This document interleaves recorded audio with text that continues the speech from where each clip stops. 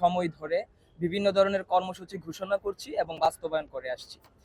আপনাদেরকে যদি বলা হয় এখানে এমন একটা ওপেন সংবাদ সম্মেলন ঢাকা বিশ্ববিদ্যালয়ের সাধারণ শিক্ষার্থীরা করতে পারবে, সেটা আমরা কিন্তু 5ই আগস্টের আগে কখনো কল্পনাও করতে পারিনি।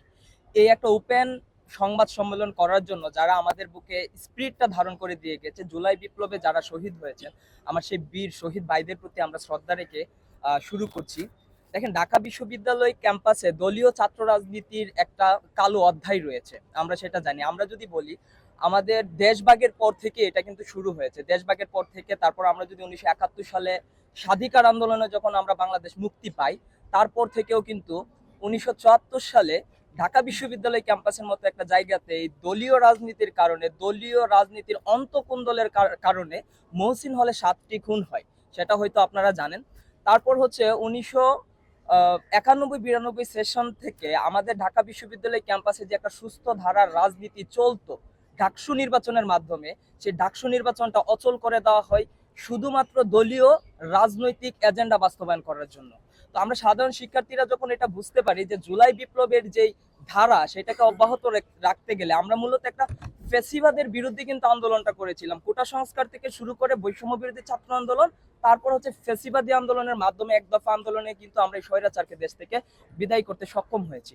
কিন্তু আমরা যখন 5ই আগস্টের পরে অর্থাৎ বিপ্লব পরবর্তী সময়ে আমরা দেখতে পাচ্ছি যে আমাদের যে সিস্টেমটা ঢাকা বিশ্ববিদ্যালয় ক্যাম্পাসে ছিল, অর্থাৎ একটা ফ্যাসিস্ট তৈরি করার জন্য বাংলাদেশে যে কয়েকটা সিস্টেম আছে তার মধ্যে অন্যতম একটা সিস্টেম হচ্ছে ঢাকা বিশ্ববিদ্যালয়ের দলীয় ছাত্র শিক্ষক কর্মকর্তা কর্মচারীদের রাজনীতি।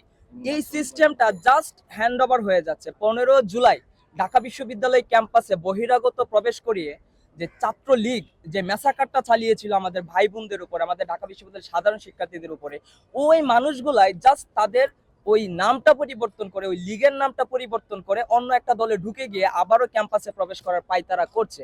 আমরা ঢাকা বিশ্ববিদ্যালয়ের সচেতন শিক্ষার্থীরা, রাজনৈতিক সচেতন শিক্ষার্থীরা যখন এটা বুঝতে পেরেছি যে ঢাকা বিশ্ববিদ্যালয় ক্যাম্পাস আবারও দলীয় কার্যালয় হতে যাচ্ছে, তখন থেকেই কিন্তু আমরা সোচ্চার হয়ে যাই এবং ঢাকা বিশ্ববিদ্যালয় থেকে চিরতরে দলীয় ছাত্র শিক্ষক কর্মকর্তা কর্মচারীদের রাজনীতি নিষিদ্ধের দাবিতে এবং অনতিবিলম্বে ঢাকা বিশ্ববিদ্যালয় কেন্দ্রীয় ছাত্র সংসদ ডাকসু নির্বাচনের দাবিতে কিন্তু আমরা তৎপর ছিলাম। আমরা এখানে গুটি কয়েক মানুষ দেখতে পাচ্ছেন, কারণ হচ্ছে আমরা নন পলিটিক্যাল যে শিক্ষার্থীরা আছি তারা এখানে বসে আছি। আমাদের কোনো পূর্ব ঘোষিত কোনো কিছু হয়নি।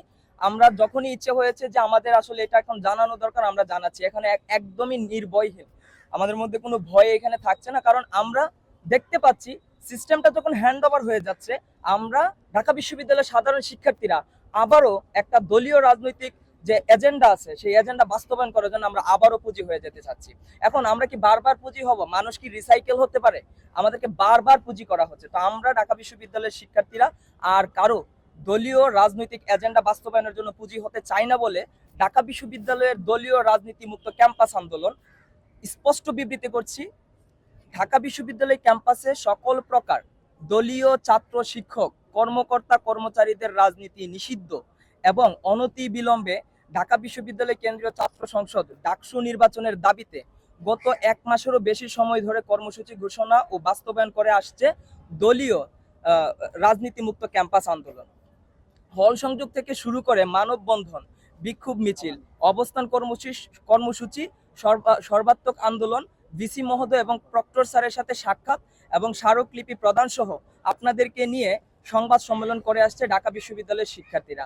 আমরা বিভিন্ন গণমাধ্যম থেকে জানতে পেরেছি গতকাল জরুরি সিন্ডিকেট সভায় প্রাথমিক ভাবে পরবর্তী নির্দেশ না আসা পর্যন্ত ঢাকা বিশ্ববিদ্যালয় ক্যাম্পাসে সকল প্রকার দলীয় ছাত্র শিক্ষক কর্মকর্তা কর্মচারীদের রাজনীতি নিষিদ্ধ করেছে, যা ঢাকা বিশ্ববিদ্যালয়ে 103 বছরের ইতিহাসে নজরবিহীন সিদ্ধান্ত। উক্ত সিদ্ধান্তকে আমরা ঢাকা বিশ্ববিদ্যালয়ের শিক্ষার্থীরা সাধুবাদ জানাচ্ছি।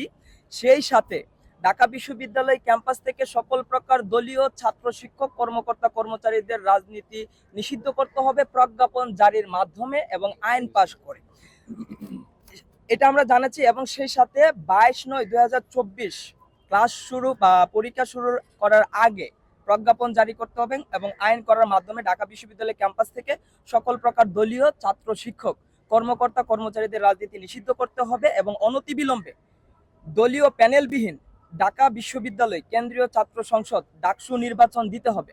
অন্যথায় দলীয় রাজনীতিমুক্ত ক্যাম্পাস আন্দোলনের কর্মসূচি চলমান থাকবে। পরবর্তী কর্মসূচি যথাসময়ে আপনাদেরকে জানিয়ে দেওয়া হবে।